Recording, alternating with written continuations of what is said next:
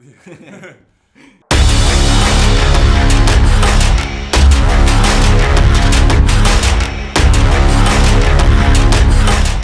is good right now, dude. We got a podcast. We got Loving it. Not that like I need these things to be happy, but they're just additions to my life. Yes. You know, I got school going on. You have this job. We got this podcast. We got girlfriends. Things are good. We're both healthy.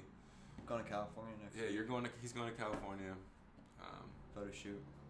And it doesn't feel like I need to convince myself of that either. Like, oh, life's good, and really I'm dying inside. Like, I actually feel that life is good, you know? Oh, yeah. I remember, I ever had to, like, bury that feeling down. Like, and that's what sucks about being, like, I don't want to stop, like, alright. Have you ever feel like the idea of, like, men's gotta bottle that shit down? Gotten a little too far? With emotions? Like, Yeah, have I ever felt as a man that I need to suppress my emotions? Almost genetically designed to compartmentalize our problems, our insecurities, our worries, our financial stress, just to remain this image. Sometimes it's not. To some extent, yeah. Sometimes I've image, had some of that, like, yeah. To be honest, yeah. Some of me has felt as a man I shouldn't be so forthcoming with my emotions. I should sort of be stern and stoic, and sort of like my resolve should be strong. Which is so weird, though. You know, like it's like, I mean, girls do that as well. You know, they bottle things up. You know, and we lost the light, but that's all right. That's all right. We just continue. But yeah, it's just like, you know, it kind of like you get there. It's not like a everyday situation where I'm like, oh, I gotta do this. You know. Putting this mask in this wall, but it's just like certain things that you know you can't handle well. I mean, for me, I have to bury that shit down, you know, because I explode, like not in like in a violent way. I just get so expressive, you know, and it's just like, where is my problem? Am I holding back a feeling that I'm gonna inevitably gonna have to explode on, like, you know, or am I causing that by holding things in? You know? I'm not sure. Some situations really warrant. Because I tried to experiment with it, you know? Not to, like, trick my mind, but, like, to come to understanding to it. Like, is it, like, everyone? Or is it, like, a really, a phenomenon for, no, it's not really a phenomenon, but a trait in men to do this, you know? I think it is everyone.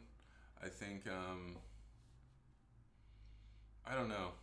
For me, I've tried to find the balance of like, when is it a situation, when is it appropriate for me to respond with raw emotion, and when is it appropriate for me to sort of like settle and then kind of make an educated like decision of how I want to respond. Because let's say, for an example, let's say you're my friend. Let's say you're really like emotional, right? That situation might require that I emotionally reciprocate and meet you there. Like, let's say you're upset. I don't want to just be cold, you know? Yeah. Or let's say somebody is like threatening me violently.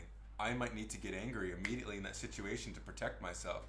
But let's say it's a situation where somebody hurts my ego and I might say something angrily out of anger. Yeah. That might be a time where I push the emotions down and sort of like think about what I want to say. And that's always hard for me to kind of like write down that angry letter and hold on to it. It's like, what situation requires me to meet emotion right away, and what requires me to just sort of settle. That's difficult. why I feel like, you know, in the trait, like, guys just want to bury it down because they just don't want to deal with it, because how, you know, there's a dilemma to it, which really isn't. You know, it's just how humans are.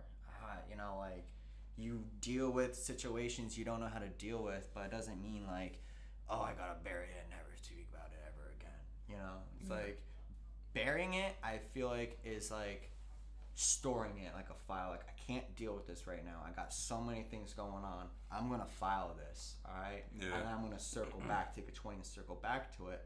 But sometimes you don't get to the 20 and circling around part to it, and you forget about it, and you keep doing that, you know? Yeah.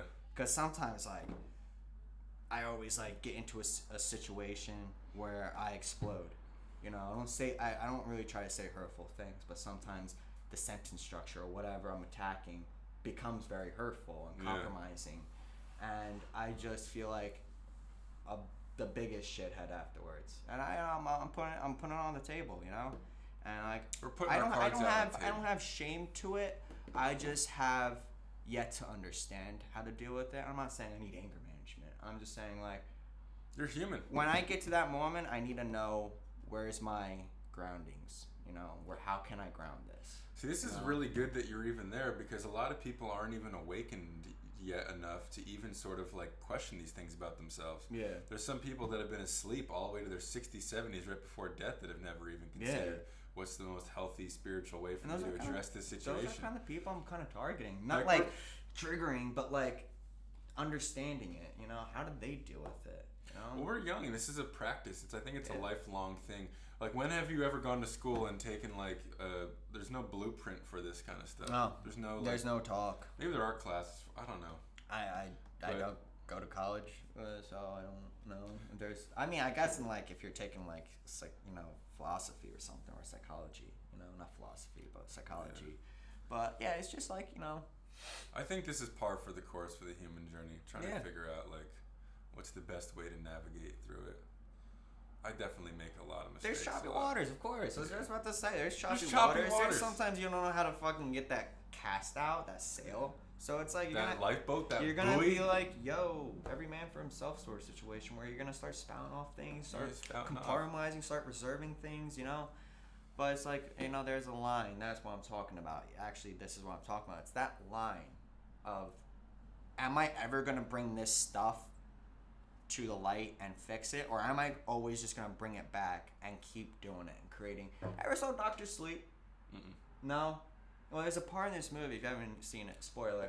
Is that the Shining? It's like Doctor Strange. It's like, or Doctor Sleep. No, Doctor Strange is the Marvel. Yeah, okay. Doctor Sleep is like the continuation of The Shining.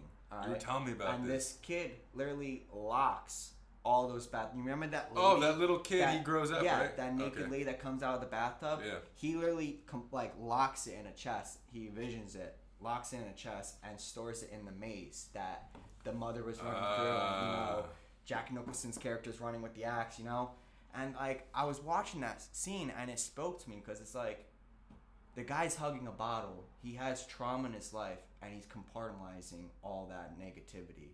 This is about like some type of male health issue. But when you think about it, it's just an issue for everyone. Everyone does that kind of stuff. Yeah. Like, some things are so traumatic in people's lives that they literally can't even remember it. Because it's like a protection thing. It's like they stuff it down deep. Yeah. Which is crazy. Like, brain's a powerful thing. Like, you could fall asleep and wake up, and your brain literally jerked your dick off, and you're like, whoa, I'm covered in jizz. That is a good way to. That is a good way to put it. A wet dream is your brain jerking your own dick off. Yeah. I've never had physical force. I've never had a wet dream. I always get right there. I'm there with the hot chick. I'm about to nut, and I just don't. I used to have hot dreams, wet dreams, hot dreams. The wet, the hot. Lucky, I would deal with the mess. No. Just for the experience. It's nasty. With the mess one time. It's nasty. You wake up, you're like, what the fuck? I'd ruin a pair of boxers just to have a wet dream. One time.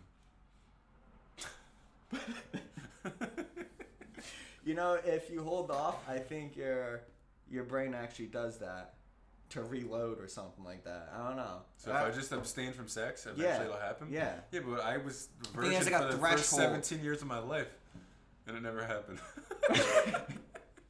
Well, okay then. So you're saying I had wet dreams before. Are you saying maybe no jerking off too?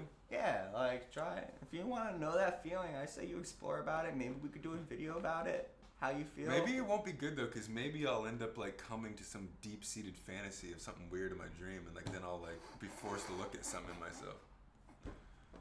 Alright, so we don't have maybe to. I don't want to do this. Alright. It was just an idea. So, Right now, I'm excited. I think this was great. Yeah, I think it was really good. And I love how we looked out on the lights and all that. Yeah, Eric did a good job. Yeah.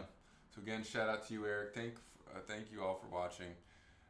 Whoever might see the second episode might be few and far between, but for those of you that are watching this, I personally want to thank you. I'm sure Mike does too. So shake the hand. That's what it looked like you were going for. Thank you. Yeah, thank you. All right. But for real, stay tuned, dude. We got a lot of stuff coming. This is only the second episode. We got lights, cameras, audio, everything. So it's only going to keep getting better. So way better.